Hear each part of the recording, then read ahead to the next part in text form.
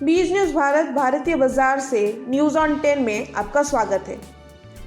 Number 1, power finance corporation. Morgan Stanley ने हाल ही में पीएफसी पर ओवरवेट रेटिंग दी है। कंपनी ने हाल ही में एनटीपीसी ग्रीन एनर्जी और ग्रिड कॉरपोरेशन ऑफ इंडिया को 13,000 करोड़ का फंडिंग दिया है। सरकार की 50,000 करोड़ का ग्रीन एनर्जी योजना के अंतर्गत यह कंपनी प्रमुख भूमिका निभा रही है। Number 2, REC limited. आरईसी ने अपने पावर मंत्रालय के साथ मिलकर कई सोलार और हाइड्रो पावर प्रोजेक्ट्स के लिए एमओयू साइन किया है। पिछले तिमाही में इसका शुद्ध लाभ 20% ईयर ओवर ईयर बढ़ा है। पीएम कुसुम और सौभाग्य योजनाओं के तहत ग्रामीण पावर में कंपनी की भूमिका मजबूत हो रही है।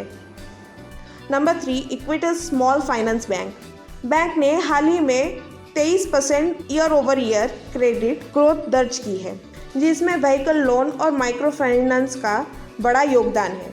कंपनी ने digital banking platform Equitas neo launch किया है और अब एनबीएफसी के साथ कोर लेंडिंग मॉडल पर ध्यान दे रही है। Number 4, medi assist health care services.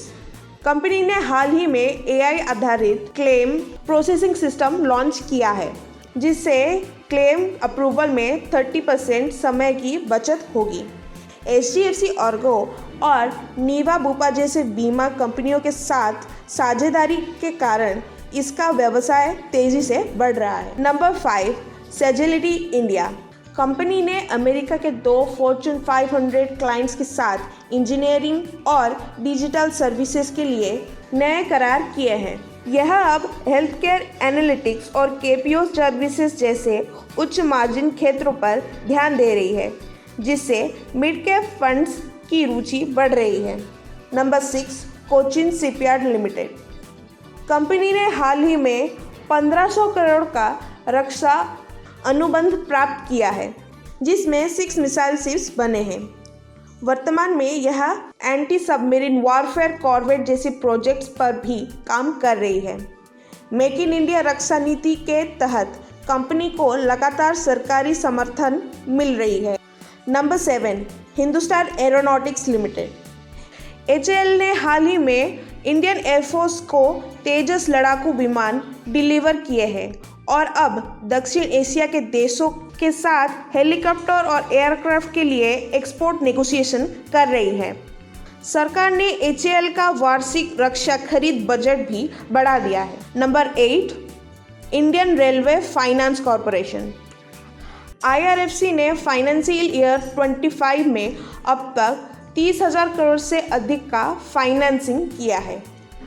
वह अब वंदे भारत स्लीपर कोच और हाइड्रोजन इंजन वाली ट्रेनों के लिए फंडिंग प्लान बना रही है।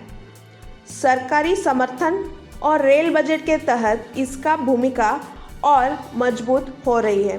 Number 9, Bharat electronics limited. BEL को हाल ही में 5,000 करोड़ से अधिक के टैक्टिकल कम्युनिकेशन और इलेक्ट्रॉनिक वारफेयर सिस्टम के ऑर्डर मिले हैं। कंपनी ने इसरो के साथ सैटेलाइट कम्युनिकेशन उपकरणों पर काम भी शुरू किया है।